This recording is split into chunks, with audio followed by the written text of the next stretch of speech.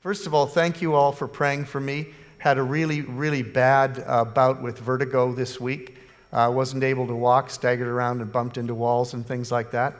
Got on the prayer chain, you guys prayed, and I'm standing here today. Didn't fall up the stairs, didn't fall coming over, and plan not to fall during the message. So we are giving all the praise to the Lord for the fact that I'm standing. Even though I feel drunk, I'm not. All right? So here's the Christmas season. It's coming upon us. And we as Christians see the Christmas season as profoundly important because of all that it represents. But when I look at our experience of the Christmas season, it often isn't what we think it should be. It should be a time of reflection. It should be a time of profound thankfulness for his birth, for his death, for what he did for us. It should be literally filled with peace. Do you remember the angels on the night they announced his birth to the shepherds? What did they say? Peace on earth and goodwill towards men. Peace on earth. Now, one of the devil's principal strategies in our life is to take the things of God and turn them upside down. He's always about working for the opposite. So in this season, which should be absolutely full of peace, what do we find? Stress. I'm so glad you used the same word that came to my mind, stress. The season of stress, the season of busyness, the season of running around, the season of spending more money than we actually have. Isn't that the opposite of everything that Christmas is supposed to be? So today's message is putting the peace back in Christmas. Where does the peace of God come from? How do we get it? And how can we protect it and maintain it? When I think about that, I think that the peace of God comes from entering into his presence. Are you with me on that? When we become conscious of God's presence, we enter into his presence, the first thing we experience is peace. I do these exercises with people all over the world where we simply practice acknowledging that God is with us right now. If we won't take the time, but if we all closed our eyes and we simply said this, God, you are here right now. You're here in this room right now. You are here with me right now. And we merely acknowledge his presence and focus on even the idea of his presence. A stillness comes over the room. And then we take a minute to be in the stillness, and I say, tell me what you're experiencing right now. The common word, the word that comes up over and over and over again is peace. I feel his peace. I feel at peace. Peace is the first sign of the presence of God. But it's dependent upon entering into the presence of God. What do we mean by entering into the presence of God? The Bible tells us that God is omnipresent, which means he's always present. He's always here. His Spirit is always with you. The Spirit is in you. So it's not a matter of where he is. The real issue isn't his presence, but our awareness of his presence. Am I aware of the presence of God? And our peace comes from entering into the awareness of his presence. And the awareness of his presence leads to the experience of his presence. And the experience of his presence almost always leads to peace. Our peace comes from making contact with him right now. And this phrase, right now, is really, really important. The only time you have available to experience God's peace is right now. It's true. It sounds trite, doesn't it? But that's the absolute truth.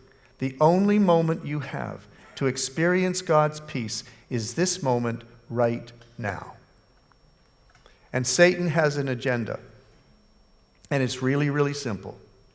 All he wants to do is to prevent you from coming into the experience of God's presence right now. Isn't life interesting? There's memories, there's the future and the hopes and the dreams and the unfulfilled expectations. And there's the past with the memories, and then there's this present moment. And when you think about it, this present moment is all you have. This present moment is your opportunity to be with him. This is your present moment. This is the opportunity to know him. This is where his peace is found. And so Satan will do anything he can to prevent you from entering into God's presence right now. How does he do it? How does he distract you from God's presence right now? There's 3 ways. Let's guess.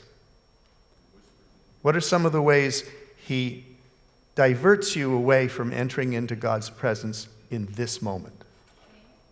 Who said shame? Brilliant.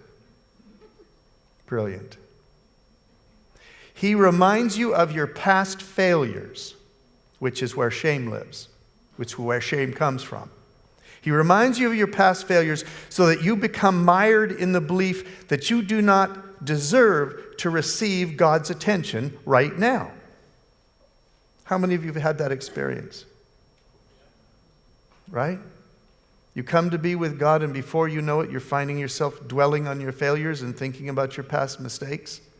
And before you know it, you feel this sense of shame, like I don't deserve to come into God's presence. Why would he want to be with me now anyway? Who am I to presume that I can be with him? He's busy running the universe, and who am I? Past failures. And you're in effect robbed of your confidence as a well-loved child. A few weeks ago, I spoke to you about our primary identity being a child of God, not a servant of God. Jesus said, I don't call you servants anymore, I call you friends. And the ministry, the work of the Holy Spirit is to make real to us our childhood in God, our identity as his well-loved child. And how can you receive his peace if you don't believe you're his well-loved child?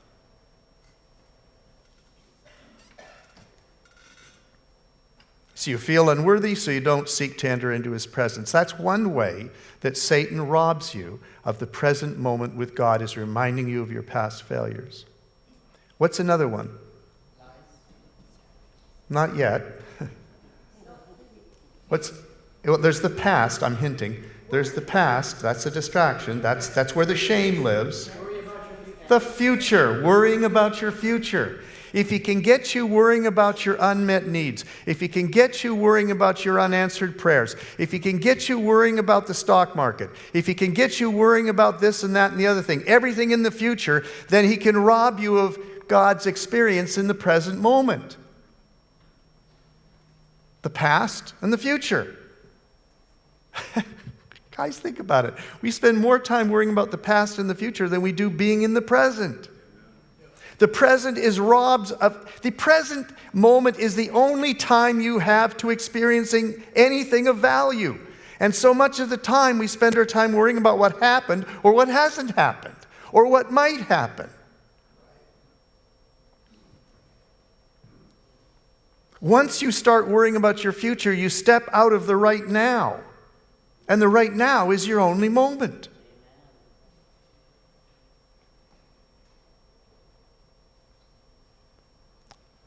If we all closed our eyes so no one saw one another, and maybe it's dark enough that we can actually get away with this, how many of you regularly worry about the future? My hand goes up first. I live to worry about the future. No, I mean, it's my job description. This is what I do. I simply worry about the future. I don't even care about the shame of the past. I've let that go. I'm focusing entirely on the problems to come.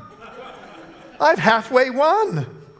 And my present moment is corrupted, stolen from me by anxiety. Hello? Anybody? Anxiety? Worrying about the future? And what does Jesus say about that? You have enough trouble right now. Stop worrying about the future. Find my presence.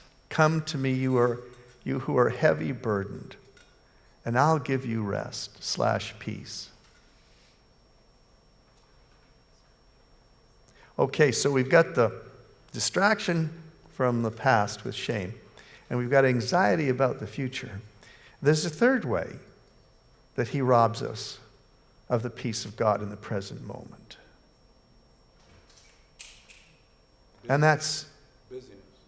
Well, yeah. I mean, it's a whole host of things. It's busyness. It's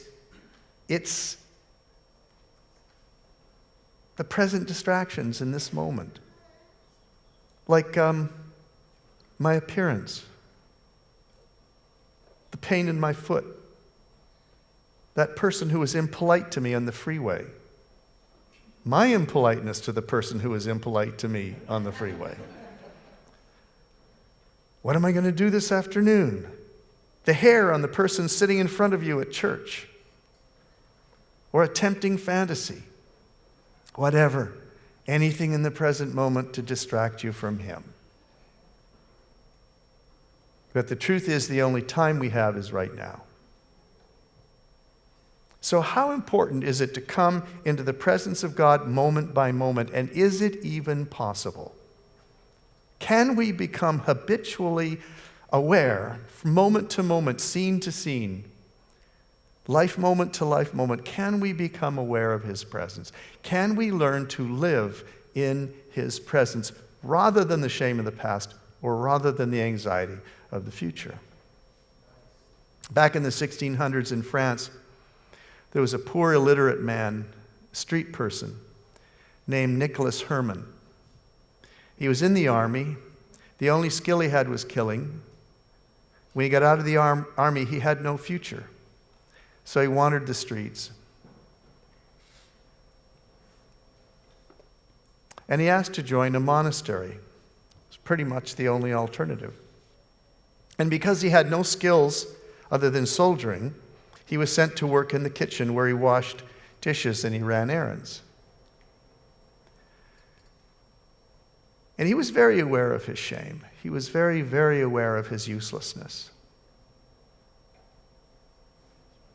So he got this idea, all I can really do is worship between the jobs I have to do. He's working in the kitchen, he's washing dishes, he's cleaning up. But there's these moments between events where I can simply worship God.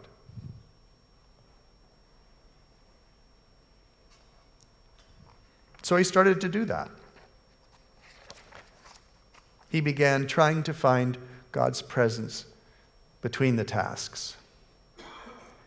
But as time passed, a strange thing began to happen in the kitchen. The monks in the monastery started finding excuses to come and work in the kitchen. And they found excuses to spend time in the kitchen. And soon the head of the monastery started coming to spend time in the kitchen. Because the kitchen was filled with the presence of God.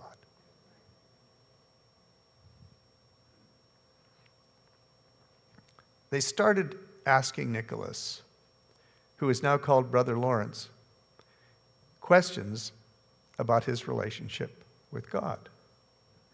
You see, he radiated peace, and they weren't. Aristocrats in Paris started coming to sit in the kitchen while Brother Lawrence washed dishes. It's reported that the King of France came to the kitchen just to be near Brother Lawrence. And they all asked him for his wisdom, so he wrote a little book, Practicing the Presence of God. And it's one of the most important Christian classics of all time. So how do we enter into God's presence in our linked and many right nows? Our linked and many right nows. Well, there's a secret to this. And it has to do with stillness, which is very rare in the Christmas season. Real stillness. Exodus 14, It's one of my favorite verses in the Bible, Exodus 14, verses 13 to 14. The Egyptians you see today, you will never see again. The Lord will fight for you. You need only to be still. Now, the Egyptians, of course, in this passage represented their biggest problem. The Egyptians represented the thing in the future that was just about to go terribly wrong. And we all have something in our life that we fear is going to go terribly wrong. And our temptation is to fight about it, to get into anxiety about it, to worry about it, to strategize about it.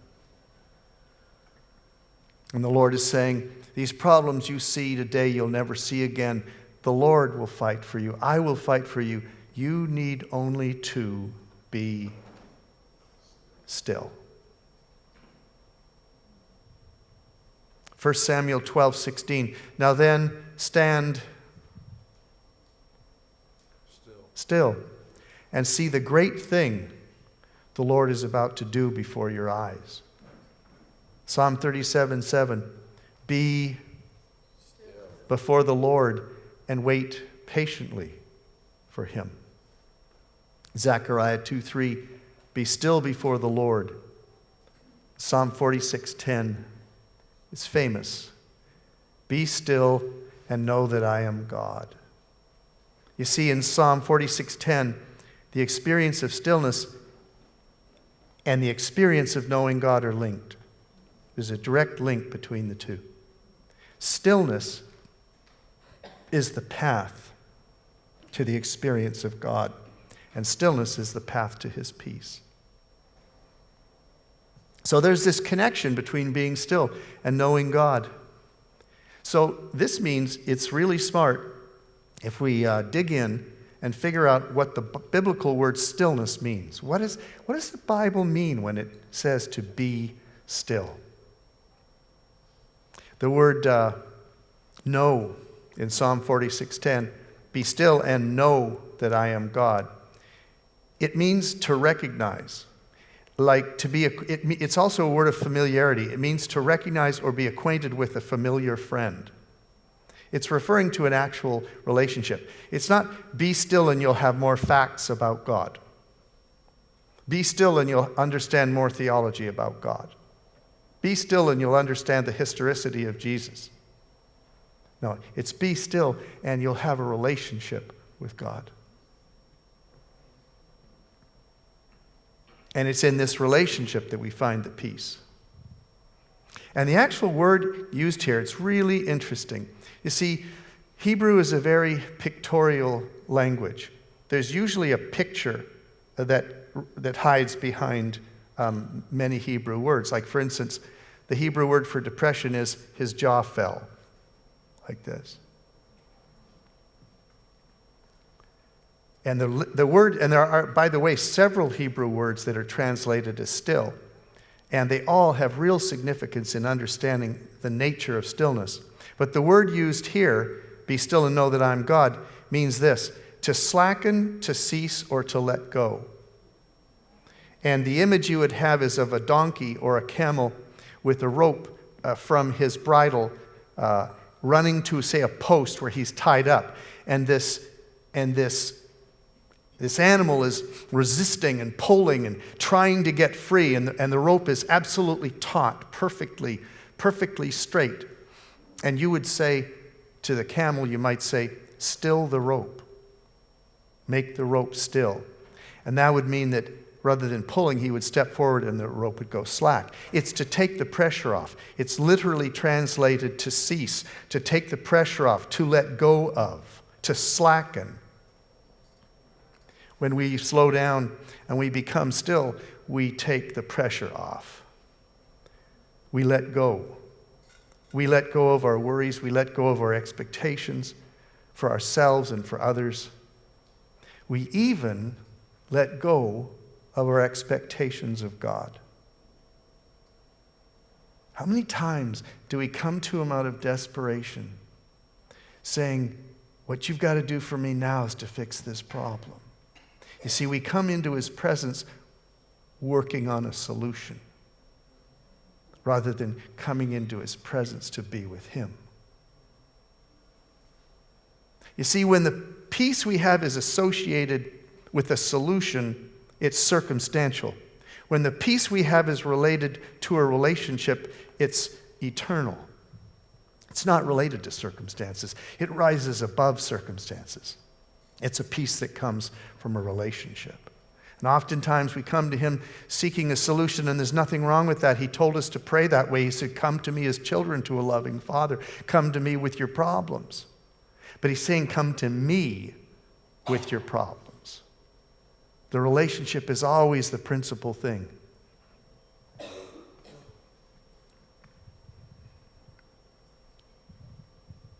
When we slow down and we become still, we literally let go of those things we're worrying about. Now, it sounds simple, of course, but it's not. There's a struggle involved. But we can learn to do that. We can learn to give over these expectations to him. In Psalm 37:7, be still before the Lord and wait patiently for him. The word that we translate as still actually means to be quiet. It actually means to stop speaking. To tarry, it means to wait. To be silent, to tarry, and to wait. Although it means to be silent physically, to stop talking, it means more than that. It's to stop worrying. It's to stop running over all the anxieties and all the problems and all the unmet prayers. It involves letting go of our worries and our agendas and our plans. And how often have you found that the thing that stands between you and coming into the presence of God are your busy thoughts? Anybody? I mean, come on, let's be honest here. That those clamoring, busy thoughts.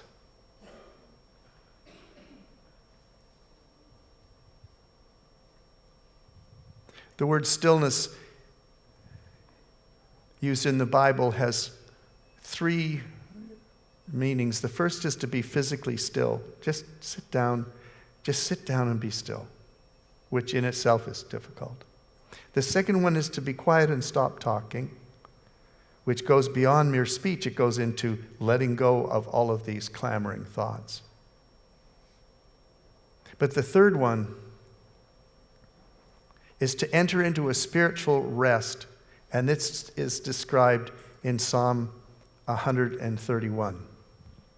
And it says this: my heart is not proud, my eyes are not haughty or arrogant. I do not concern myself with great matters or things too wonderful for me. But I've stilled, which means to adjust, to yield, to let go of, my heart. And I've quieted my spirit, which means to be silent, to tarry, to wait, or to rest. I've quieted my soul like a weaned child with its mother. Like a weaned child is my soul within me. And that's describing the state of rest that comes as we've stilled our minds and we've let go of our worries and we've begun to enter into this place with him where all we're doing is simply resting. In such a way that we're like a well-fed child. A weaned child is a child that isn't breastfeeding anymore. It's fed. And we're lying in mother's arms. And we're still. And we're at peace. I remember talking about this years ago with young families and young mothers. Talking about a weaned child at its mother's breast. And one mother said to me, she said, I know exactly what you're talking about. She said, my baby, when he comes to me for food, his hands are like this and his face is red and he's in a rage. And all he wants is food. He wants to feed. And she said, and I begin to feed him. And as he feeds, I just love this image. She said, I know when he's done because his hands are open. The rage is gone. She said, as he's feeding, slowly his hands open. And when he's fully fed, his hands are open and he's at peace. and he's simply resting. I just love that image, because we come to God just like that, all wound up, worrying about this, that, and the other thing, and the busyness and the craziness of life.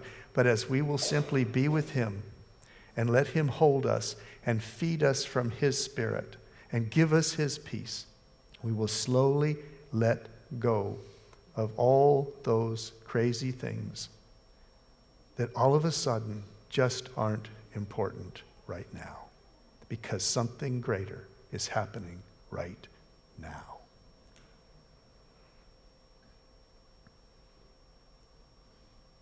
Stillness of heart is letting go of your pride, the roles that you live, your job, your expectations, even letting go of your self-worth, just to be a child against his chest.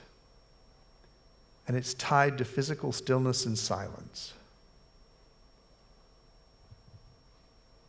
Want to do it? Should we do it right now? Should we have a right now God moment? Okay, close your eyes, and I'm going to read that psalm to you very slowly. And we're going to pray this psalm to the Lord and enter into this experience, and we're going to test it and see what happens.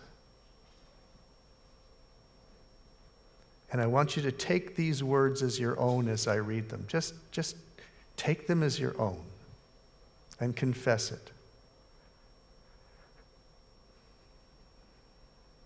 My heart is not proud, Father. My eyes aren't fraught with worry. And I don't concern myself with great matters or things too wonderful for me.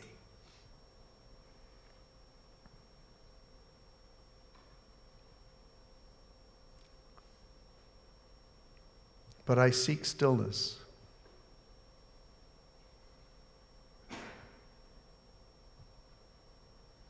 And I'm letting go of all those thoughts and all those anxieties.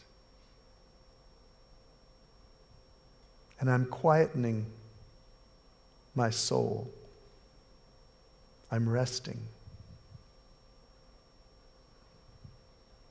just to be with you.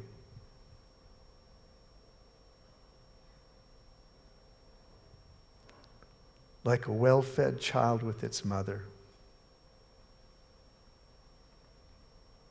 Like a well-fed child is my soul, my emotions, my mind within me. My heart is not proud, Father. I don't concern myself with all these things I worry about. They're too much for me. They're beyond me. But I've stilled and adjusted my heart, and I'm letting go of all those things. I've quieted my spirit. I'm resting. My mind is resting with you. My emotions are resting with you. My body is resting with you.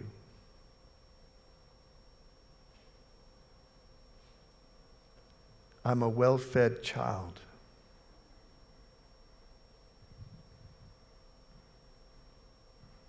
My soul is like a well-fed child resting with you.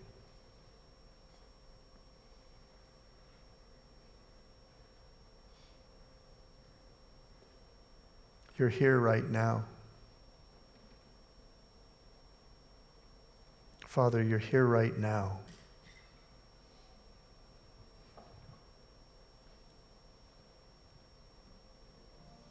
How are you present for me right now?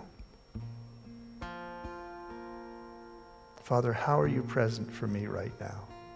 Because you are, because you're here. How do I sense your presence right now, Lord? How are you revealing yourself to me right now?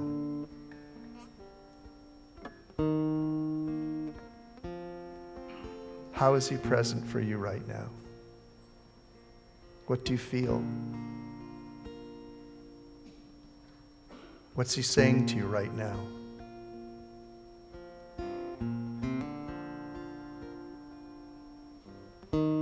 What do you say to him?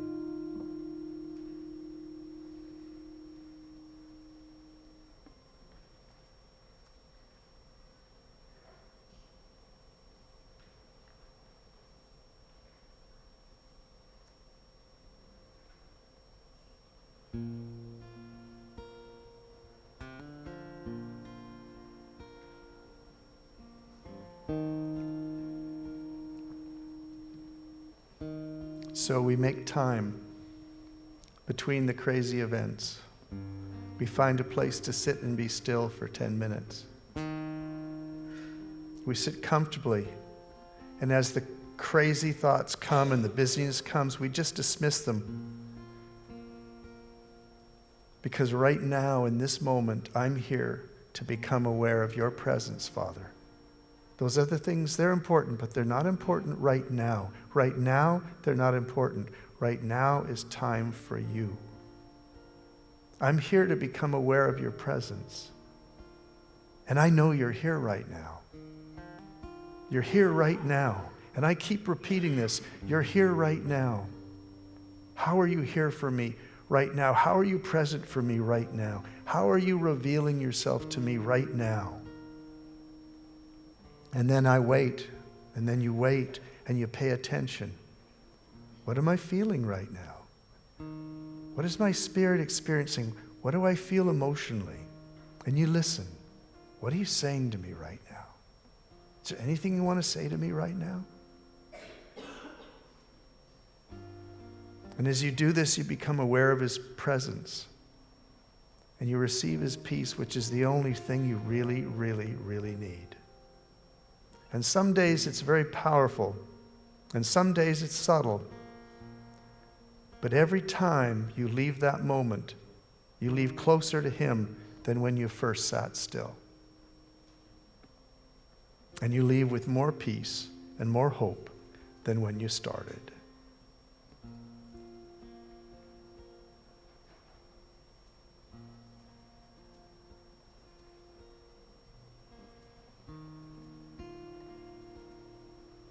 Imagine, fathers, if when you come home from work, before you come into the house, you sit in the car for 10 minutes and you become aware of his presence. And you pray this psalm, and he begins to manifest his presence to you in that short period of time. Imagine what the time with the family and your wife would be like if you did that before you entered the house.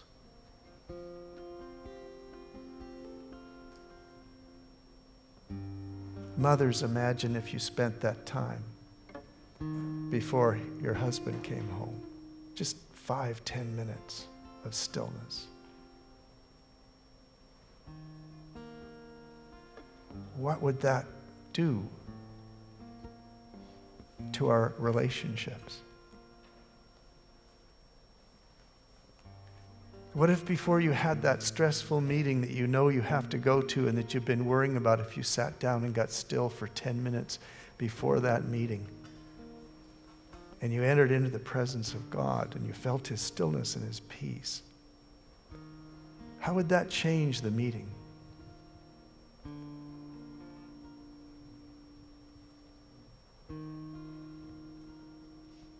What if you do the same thing before you get to work? You just sit in the car for a few minutes and find his presence.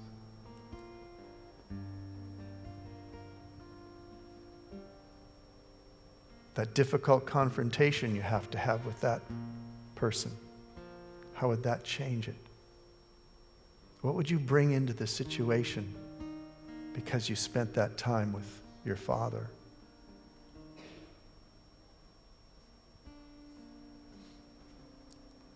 Satan has an agenda this Christmas. and it's simply to rob you of your peace. God has an agenda for this Christmas. Peace in your life and goodwill towards you. But it doesn't happen automatically. It happens because we make room for him. And it really only takes a few minutes here and there. So God bless you with a truly peaceful Christmas.